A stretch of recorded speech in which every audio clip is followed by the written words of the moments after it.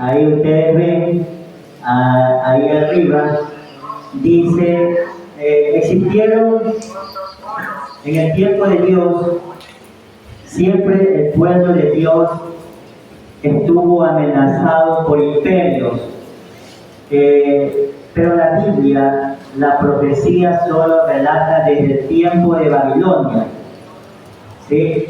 Pero antes ya existieron otros imperios, como el gran imperio egipcio, ¿sí? Luego el imperio asirio.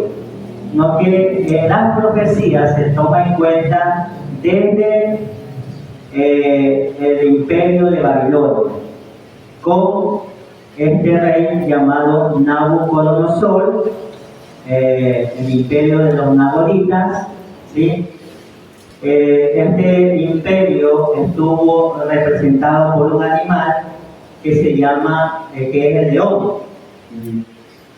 Y también en el libro de Daniel nos presenta una estatua de oro representado por la cabeza de oro. Porque este imperio fue uno de los más encumbrantes en aquel tiempo, aunque su imperio duró solamente 66 años, su dominio, pero fue uno de los imperios más grandes y opulentos que existió.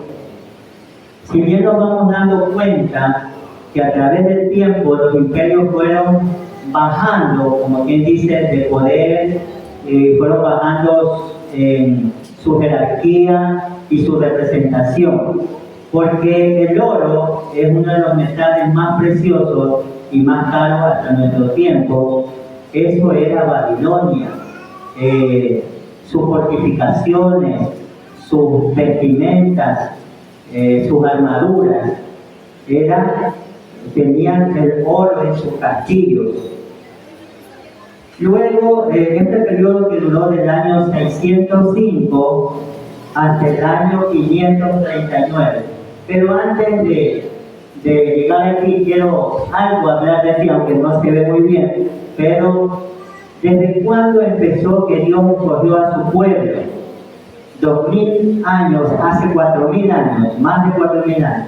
2000 años antes de Cristo escogió a Abraham. A Abraham para que en quien él crea sea salvo ese pueblo, que de él iba a ser una nación sin contar, como las estrellas, como la arena del mar. Estamos hablando que después, en el año 1500, aparece 1500 antes de Cristo, aparece el patriarca Moisés. Todo como historia para nosotros podernos, para que ustedes puedan ver qué es lo que ha pasado con el pueblo de Dios. ¿Quiénes dominaron en este tiempo antes de Abraham? Eran los egipcios. ¿Quiénes dominaron? ¿Cuánto tiempo estuvo el pueblo de Dios preso ante los egipcios, esclavos, en cautiverio? Más de 400 años. Moisés pues tiene que aparecer para liberar a este pueblo y pedirle a un Dios con brazos fuertes y de hierro, porque escuchó sus súplicas, escuchó su angustia. Toda la noche este pueblo oraba para ser libre. Algún momento pensaron en que Dios los había olvidado, pero Dios no los había olvidado. Es por eso que por el año 1500 a.C. aparece Moisés, el patriarca, para liberar a este pueblo. En el año 1230, Josué. David, el rey David, en el año 1000 a.C. Y luego, entre el año 1000 al 700 a.C., empieza David, Salomón y los sucesores del reinado de Judá, empiezan a tener disputas y se divide el reino del norte y el reino del sur. Israel, con su capital Samaria, ya por el año, entre el año 800, 900, más en el año 700, y Judá con su capital Jerusalén. Pero el pueblo de Dios siempre ha sido un pueblo necio, un pueblo que se le dice no hagas esto y hace esto, y hace lo contrario que Dios le dice. Nuestros padres nos dicen no hagas esto, mira que yo sé por la experiencia, que yo te lo digo, no es por molestarte, pero nosotros queremos tener nuestra propia experiencia y aprendemos a las bravas, aprendemos del error, aprendemos con el castigo. Así ha sido este pueblo, pero se ha mantenido, siempre ha habido un pueblo que ha obedecido a la ley de Dios, y ese pueblo es el pueblo remanente. Jeroboam al norte con las 9 tribus, 8, y Roboam se queda en Judá, porque después regresa el pueblo de los levitas. Entonces, en el año 700 empieza el exilio, porque aquel pueblo se convirtió en idólatra. Empezó a meter la idolatría en la sinagoga, en los templos. Dios se ofendió y hizo que Nabucodonosor, en aquel entonces, no el que conquistó a Judá, sino la generación de ellos, los que venían, invaden Israel y también los hace sus presos, sus esclavos. Y estaba viendo esto Judá y no aprendió. Existieron, sí, profetas que le advirtieron, como en aquel entonces Isaías, que venía un pueblo que iba a dominarlo porque habían ofendido a Dios. Por tiempo se rectificaban, pero por tiempo volvían a hacer de lo suyo. Se olvidaban. Es parecido a nosotros, ¿no? A veces nosotros sí nos consagramos, le pedimos perdón a Dios porque lo ofendimos y estamos bien un tiempo, tal vez un mes, 2 meses, un año, pero de pronto nos vamos enfriando porque ya no venimos a la iglesia, nos vamos enfriando porque ya no tomamos la Biblia para leerla, nos vamos enfriando porque no hacemos nuestro culto, y llega un momento en que estamos tan fríos que no queremos ya escuchar la palabra de Dios, que nos molesta, y entonces viene Dios, porque Dios nos ama, Dios nos reprende, como el padre ama a sus hijos, lo disciplina. Así es Dios. Para que nosotros no nos perdamos, tiene a veces que poner manos fuertes. Y así Judá cae en el año 605, también por desobedecer a Dios. Dominan los babilonios hasta el año 539, luego ya habían imperios. Desde el imperio egipcio, asirio, ya venían formándose otros imperios, pero en menor rango o en menor número de soldados, pero ya venían formándose, no es que se formaron de la noche a la mañana.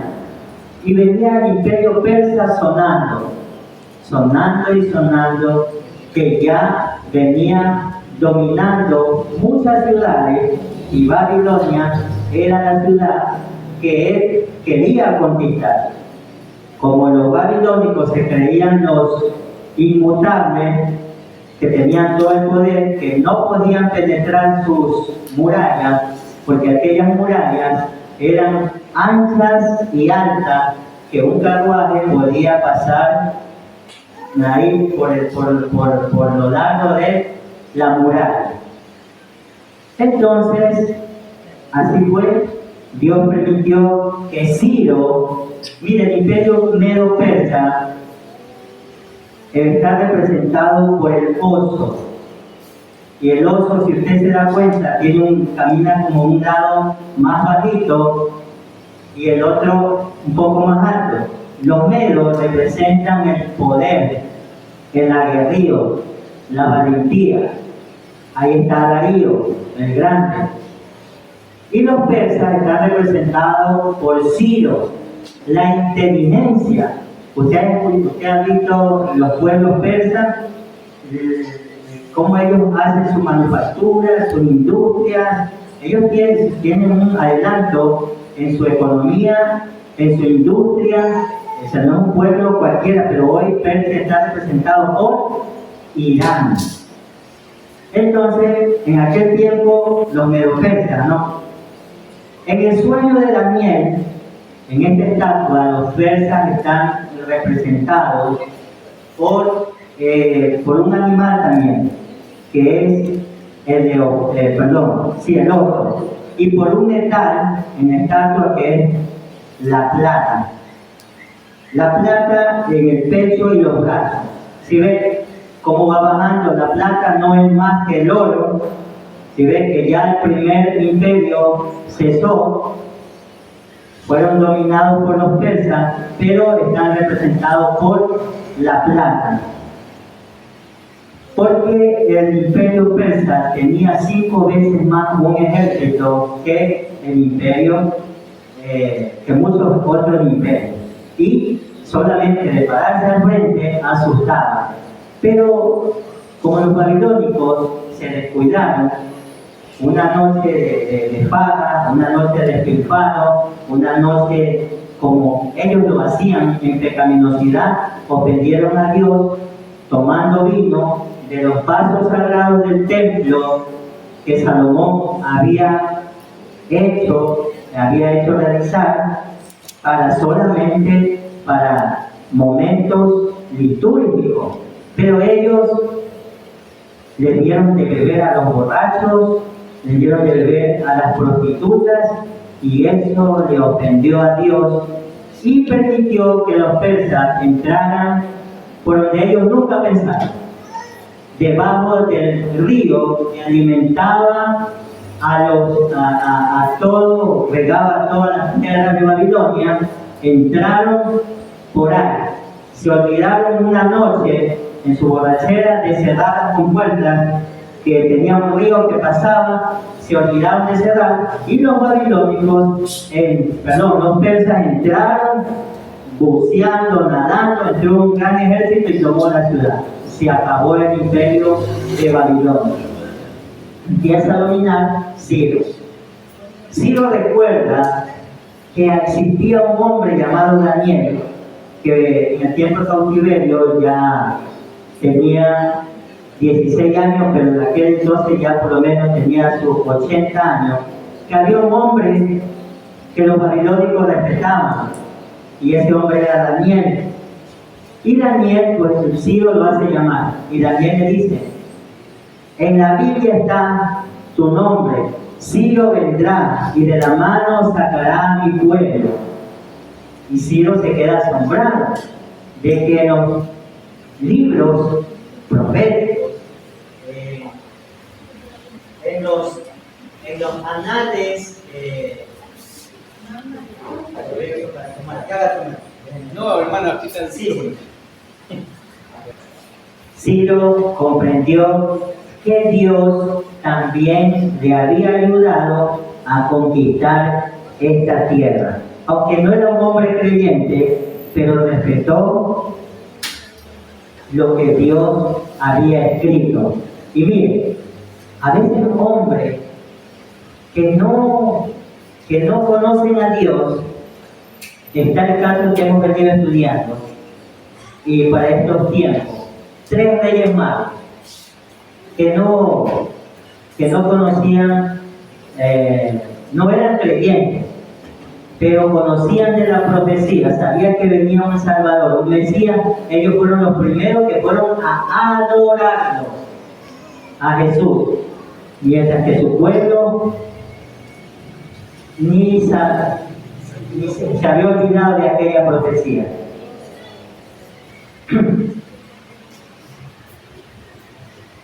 Hombres de astronomía, estudiosos, supieron, no de astrología, de astronomía, no de horóscopo, de astronomía, lo que dicen las profecías. Mire, luego, ya vamos a llegar a donde queremos, viene el imperio griego, quien está representado por un animal que es el leopardo. El nombre más sonado en Grecia en este entonces era Alejandro Magno, quien comandaba un ejército muy pequeño, pero de hombres aguerridos. Los griegos siempre se caracterizaban por ser hombres aguerridos y defender la tierra o su imperio hasta la muerte. Con un número minúsculo, 5 veces menor al del imperio persa, domina y gana la guerra. Y en los tiempos de Daniel, aunque el libro de Esther fue escrito 400 años antes de Cristo, fue escrito por Esdras, el sacerdote Esdras, ¿sí? Pero los acontecimientos de la reina Esther, de la que vamos a hablar, ocurren en el año 480 antes de Cristo. Daniel se escribe, el libro de Daniel, en el año 600 antes de Cristo. Mire la hegemonía que existe, ¿sí? En lo que escribe Daniel y también con lo que estamos diciendo aquí de los imperios, que los libros de historia de la educación regular sí nombran estos imperios, ¿sí? Está representado en la estatua que vio Nabucodonosor por el bronce, y el bronce en el vientre y en el muslo. ¿Sí ven? Ahora el bronce es un metal que tiene menos valor que la plata y más aún menos valor que el oro. Por eso dice que cada reino iba a ser inferior al reino anterior. Y así es aquí en el imperio griego. Hasta ahí nomás me voy a quedar, que es el 331 hasta el 168 antes de Cristo. ¿Cuántos años dominaron? 163 años. Pero regresemos al imperio medo-persa. ¿Por qué? Porque yo les dije que este pueblo que fue cautivo en el tiempo de Babilonia, ¿cuántos años el imperio de Babilonia dominó? 66 años. ¿Cuántos años estaba cautivo ya? 66 años. ¿No es cierto? Ya el pueblo de Judá, el pueblo remanente. Llega Ciro, emite un decreto de libertad, pero no todos salieron. No todos salieron. Se había acostumbrado el pueblo de Dios a vivir en Medo-Persia porque tenían sus negocios, tenían su trabajo, tenían cargos, puestos, y no quiso regresar a Jerusalén, a reconstruir la ciudad. Se quedó cómodamente, ya vivía cómodamente. Como en los tiempos de Moisés, cuando el pueblo dice: nos hubieras dejado en Egipto nomás, ahí teníamos comida. Mire, por eso digo que a veces nosotros todos protestamos, todo nos parece mal, que hace calor, que la iglesia no tiene un aire, que por gusto, no sé, todo a veces nosotros reclamamos. Por eso es que Dios a veces nos pone prueba, hermanos, porque de todo nos quejamos. Así era ese pueblo, que por qué no nos da carne, solo el maná. Allá teníamos carne en Egipto, allá teníamos proteína. Ahora acá también este pueblo protestaba. Ciro hace el primer decreto, pero no todos salieron. Dice que del millón de judíos que habían esparcidos por todas las 127 provincias de los medo-persas, solo salieron como 50.000, algo ínfimo, ¿no? 50.000. Pero en el año 457, que se decretó en el tiempo de Artajerjes, se hizo este decreto. Ahí sí salieron muchos, pero Vamos a empezar con lo que dice el libro de Esther. Sucedió en los días, Esther capítulo 1, sucedió en los días del rey Asuero, Jerjes, que reinó desde la India hasta Etiopía, 127 provincias. ¿Usted se imagina cuánto es 127 provincias? Tal vez puede ser unido Canadá y los Estados Unidos y Alaska. Yo pongo así, todo América del Norte. ¿Sí? En esos días, Asuero reinaba desde su trono real, que estaba en Susa, la capital. En el tercer año del reinado del rey Asuero, ofreció un banquete a todos sus príncipes y cortesanos. Estuvieron presentes los jefes militares de Persia y de Media, y los príncipes y los nobles de las provincias. Durante muchos días, 180 días, el rey desplegó las riquezas de su reino y la magnificencia de su poder. 180 días para el libertinaje, 180 días para mostrar su poder y su riqueza, 180 días para darle de comer a los príncipes cortesanos, a sus esposas, a sus hijos, 180 días para darle de beber, 180 días, 6 meses de fiesta, imagínense, es bastante. Y cumpliéndose esos días, el rey ofreció otro banquete por 7 días en el jardín del palacio real a todo el pueblo, desde el mayor hasta el menor, que se halló en Susa, capital del reino. Y después, no conforme con 180 días, le da 7 días más. Vamos a hacer 7 días más, pero esta vez vamos a invitar a todo el pueblo que venga a comer, que venga a beber. Mayor, chico, grande, que pida lo que quiera, no se limite, para que el pueblo conozca que Artajerjes es rico y no le falta nada. Bastante, digo yo, bastante despilfarro y bastante, la palabra no viene, pero hubo momentos como para que el pueblo de Dios se perdiera, ¿no? Todo era regalado, vayan, coman lo que sea. Sabiendo que el pueblo de Dios tampoco comía lo que sea, ¿no? Pero usted sabe la comida de los banquetes de los reyes, las carnes ofrecidas a ídolos, las bebidas, todo esto para que el pueblo venga y coma lo que sea. Dice que había cortinas blancas, verdes, azules que pendían de las columnas de mármol, sujetas con cordones de lino y púrpura, anillos de plata, los divanes, sus columnas. No eran los pilares que vemos ahora, eran columnas que sostenían el reinado. Yo me imagino ahí de ancho, ¿no? Columnas y que todavía eran decoradas y revestidas con cortinajes. Dice que los divanes eran de oro y plata sobre un pavimento de pórfido y mármol de alabastro y jacinto. Los divanes son los asientos del rey, los asientos de los príncipes, donde se sentaban las personas.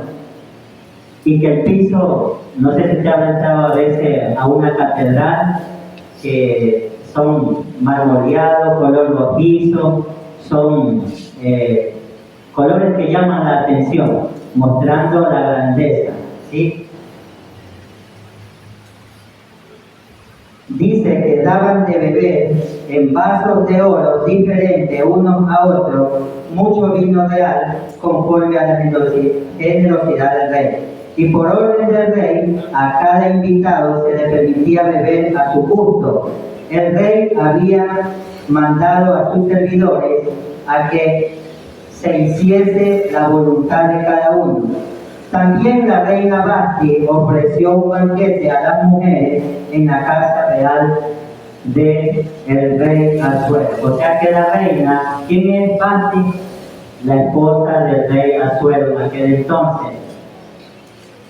También ofreció un banquete para las doncellas, para las esposas de los príncipes que habían llegado. ¿Cuántos príncipes?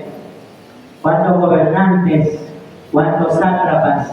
127 de cada uno de ellos y otros dirigentes. Y sus esposas habían llegado y la reina había ofrecido también un banquete para ellas, solo para las damas. ¿Sí ven?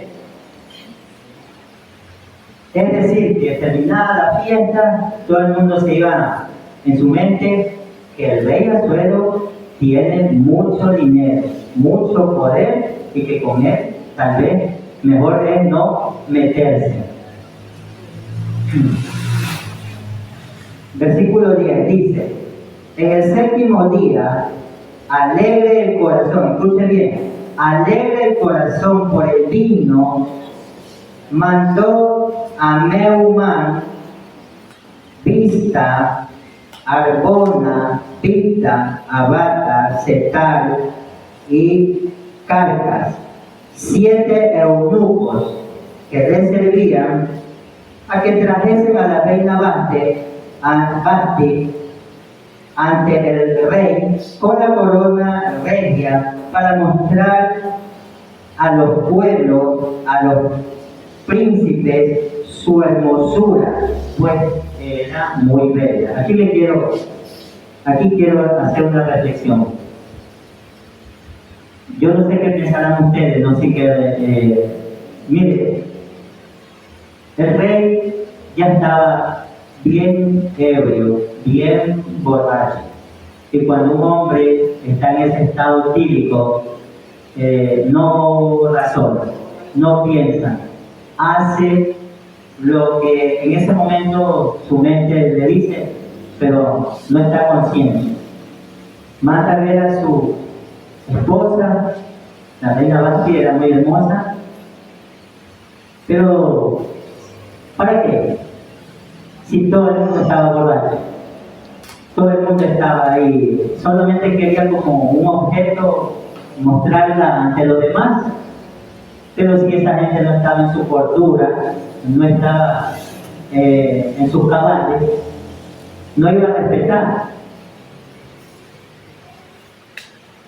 En el versículo 2 dice: pero la reina Vasti no quiso comparecer a la orden del rey enviada por medio de los eunucos, y el rey se enojó mucho y se encendió su ira.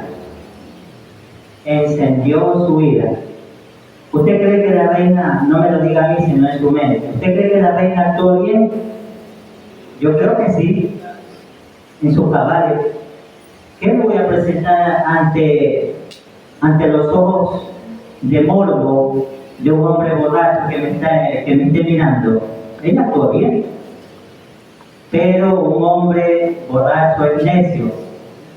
Entonces el rey como que se sintió ofendido y no toleró aquello. Escuchemos lo que dice aquí. Entonces el rey consultó a los sabios que conocían los tiempos, porque el rey acostumbraba a consultar a los expertos en la ley y el derecho. Yo me pregunto, si yo soy rey, ¿por qué tengo que ir a consultar a alguien que sí está bien tener asesores? Porque los presidentes también tienen asesores, pero yo soy el que tomo la decisión, ¿no es cierto? Entonces, si Vasti no quiso, hubiera yo dicho, bueno, no quiso verdad, pero mire lo que sucede cuando le consulta a otro. Usted le va a consultar, usted no, pero si una persona ebria le consulta a otra persona ebria, nada bueno le va a aconsejar. Mire lo que dice aquí.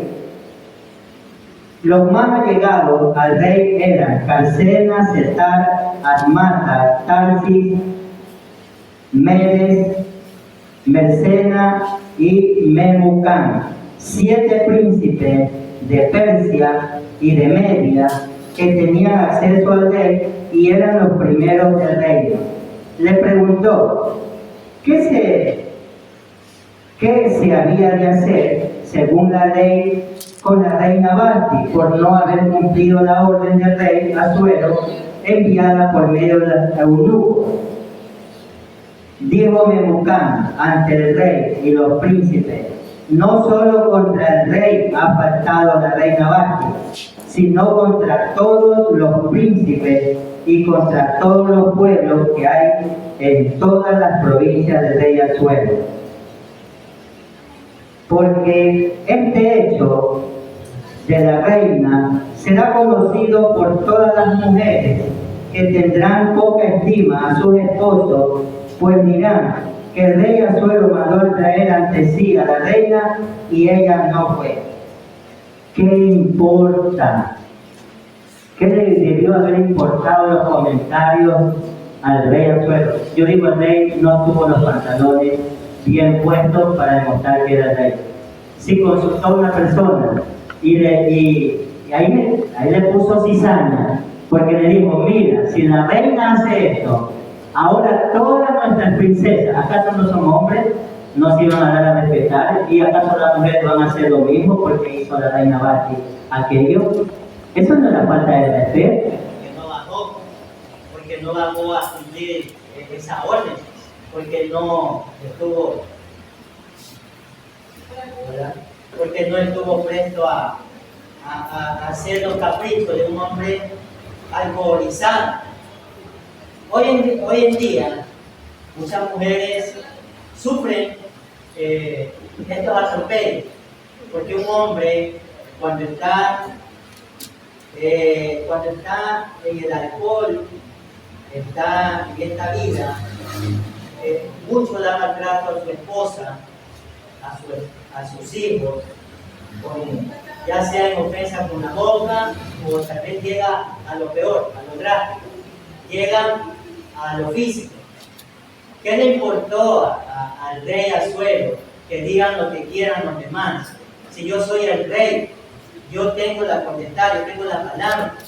Aquí me hace acordar a Poncio Pilato. ¿Qué importa que los sacerdotes opinen lo que sea? Si mi conciencia me dice lo que hacer, yo voy a tomar esa decisión. Pero el rey Asuero no tuvo la valentía ni la gallardía de ante 127 cortesanos, príncipes, decir: no, bueno, mi esposa no quiso bajar, no importa. No, más bien ofendió a la esposa y verá lo que ocurre más adelante.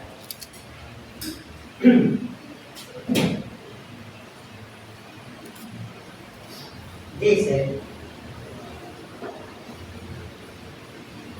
si parece bien al rey, promulgue un decreto real irrevocable. Miren, los decretos de los medos persas eran irrevocables. Lo que se decía, lo que tenía el sello del rey de Persia, eso tenía que hacerse. O sea, no había vuelta atrás. Dice: que Basti no venga más ante el rey, que sea echada. Y el rey, en nombre de la reina, nombre reina a otra mejor que ella. Y ese decreto del rey será conocido en todo su reino, que es grande, y todas las mujeres honrarán a su esposo, desde el mayor hasta el menor, claro, mediante el miedo. ¿Sí? Porque si no hacía lo que dice el hombre, sería echada de la casa, ¿no? Ese es el mal ejemplo que dio. Este consejo agradó al rey. Mire, todavía le agradó a los príncipes, y el rey hizo conforme al dicho, pero Dios todo lo tenía controlado. ¿Por qué? Porque aquí va a entrar en escena el personaje del cual nosotros vamos a decir que fue quien liberó al pueblo de Dios. Este personaje representa a la iglesia, la mujer, que ese pueblo será libertado. Entonces envió cartas a cada provincia. ¿Quién envió cartas? El rey Asuero. En su propia lengua, en su propia escritura, ordenando que todo hombre fuese señor de su casa y que esto se publicara en la lengua de su propio pueblo. Vamos ahora al capítulo 2. Después, cuando se calmó la ira del rey Asuero, se acordó de Vashti, de lo que hizo y de lo que sentenció contra él. Y le dijeron los cortesanos: miren, cuando le pasa el efecto del alcohol a algún hombre, ustedes se dan cuenta que llora, porque cometió un error, porque hizo lo que no debió haber hecho. Por eso digo, cuando un hombre o cualquier persona, mujer, esté colapsado con ira, no tomemos decisiones, porque esas decisiones no son sabias, esas decisiones son incorrectas. Usted guarde la calma, guarde la cordura, espere que todo se calme y ahí tome decisiones. Una persona en estado etílico, y ahora que ya le pasó, estaba sobrio, estaba arrepentido, buscaba a su reina y se acordaba que él mismo la había echado. Él venía, cuenta el Espíritu, nos decía que él venía de una guerra, había perdido una batalla, no la guerra. Ya estaba entrando el imperio griego. Y ahí es que yo le digo que ya Alejandro Magno ya venía con fuerza. Había perdido batalla y batalla y estaban adentrándose en los griegos. Y él quería refugiarse en los brazos de su amada Vashti. No le encontró a su esposa, arrepentido porque la había echado. Y miren lo que dice aquí en el versículo 2. Y le dijeron los cortesanos: busquen para el rey doncellas de buen parecer, porque el rey ponga el rey personas en todas las provincias de su reino, y que junten todas las doncellas de buen parecer en el palacio de Susa, que sean puestas al cuidado de Hegai, eunuco del rey, guarda de las mujeres, y que les den lo necesario para su adorno. Y la joven que agrade al rey reine en lugar de Vashti. Y esto plugó al rey y lo hizo así. Plugó quiere decir, plugó le quiso decir que le complació, le plació.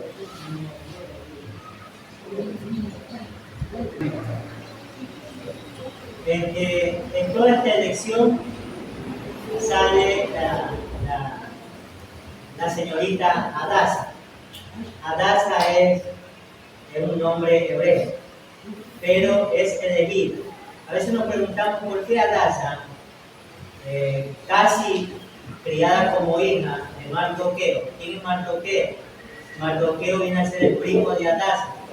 Los padres de Adasa, que después se llama Esther, es un nombre persia. Esther significa mito, estrella. Tal vez le pusieron Esther porque representa una flor que en la noche se abre como estrella y alumbra. Le dicen estrella de la noche.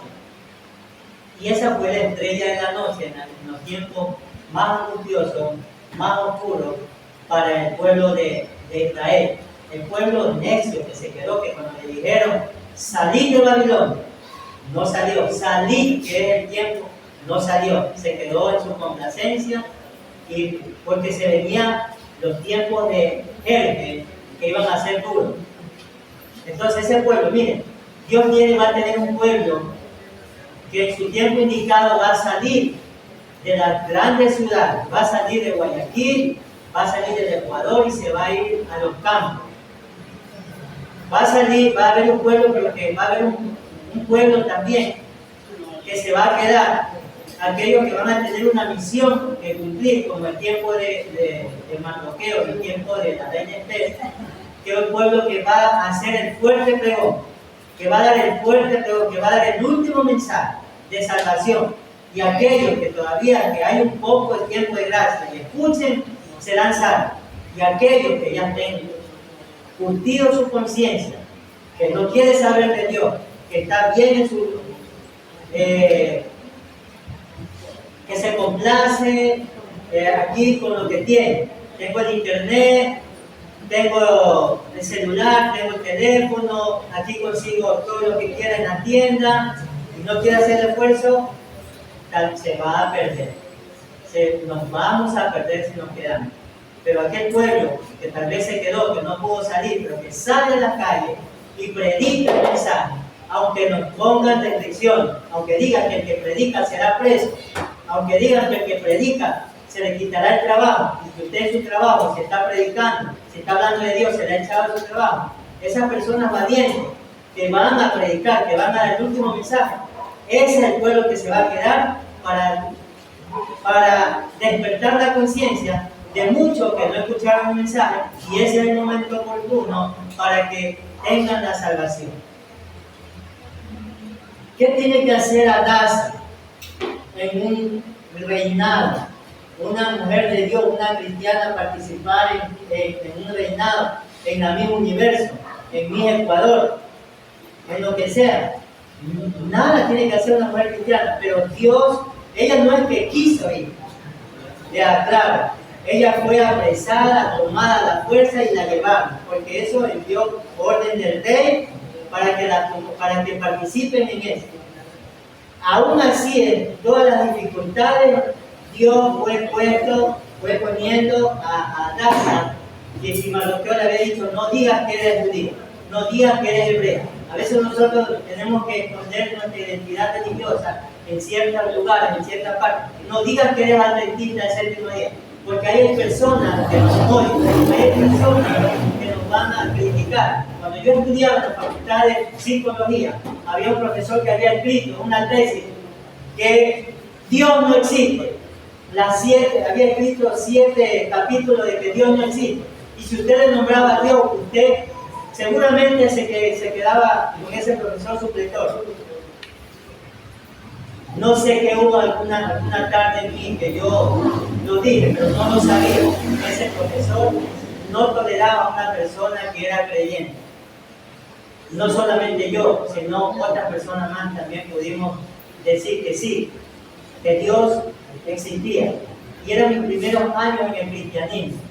Cuando uno nace en el cristianismo, Dios nos da, se dice el primer amor, nos da ganas de hablar siempre, en cualquier momento, en cualquier situación. Pero conforme a veces va pasando el tiempo, ese primer amor se va perdiendo, pero tiene que irse enraizando nuestra fe. Tal vez ya no lo digamos a todo el mundo, pero nuestra fe tiene que ser testimonio de nuestra verdad. ¿Cuál es la verdad, como preguntó Pilato? Nuestra verdad tiene que ser nuestro testimonio, tiene que ser nuestra vida, tiene que ser lo que predicamos, que hacemos, que pregonemos también. Yo quiero, antes de terminar, hacer un llamado. Quiero cantar, que no soy gran cantante, pero para Dios quiero alabarlo y hacer todo para la gloria y honra de Dios. Aunque no tenga una voz angelical, pero quiero hacer lo mejor. Y este canto, que lo quiero hacer junto a mi esposa, es un llamado